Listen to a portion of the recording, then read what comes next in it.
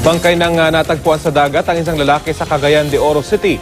Sa Pangasinan, sugatan naman ang isang buntis matapos siyang pagtulungang bugbugin. Balitang hatid ni James Agustin.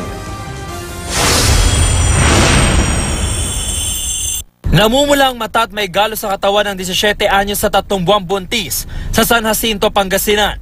Pinagtulungan umano siyang bugbugin ng magka-live-in na sina Felipe Arcangel at Belen Roa. Kwento ng biktima, pumunta siya sa isang compound para kumustahin ang kanyang kaibigan. Pero hinarang siya ng magka-live-in at sinipa, sinabunutan at sinuntok pa. Ayon sa mga pulis, pinagbibintangan ng magka-live-in na magnanakaw ang biktimang buntis, bagay na itinanggi ng biktima.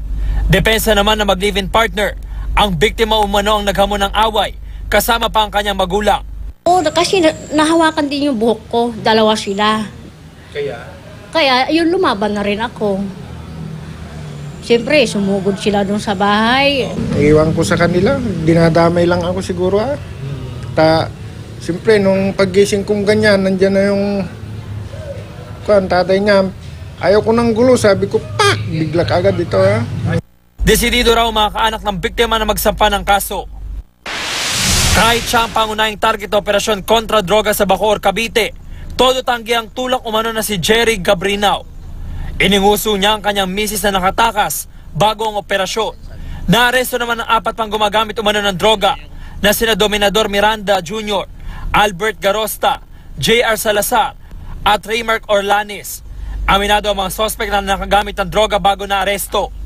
Nakuha mula sa kanilang nasa 5 gramo ng hinihinalang shabu at mga kagamitan sa pagdodroga. Wala ng buhay na matagpo ang palutang-lutang sa dagat ang lalaking kinilala lang sa alias Kim sa Cagayan de Oro City. Ayon sa mga pulis, isang parking boy ang biktima at madalas umano naghahamon ng away kapag nalalasing. Iniimbestigahan pa kung ano ang kinamatay ng biktima. James Agustin, GMA News.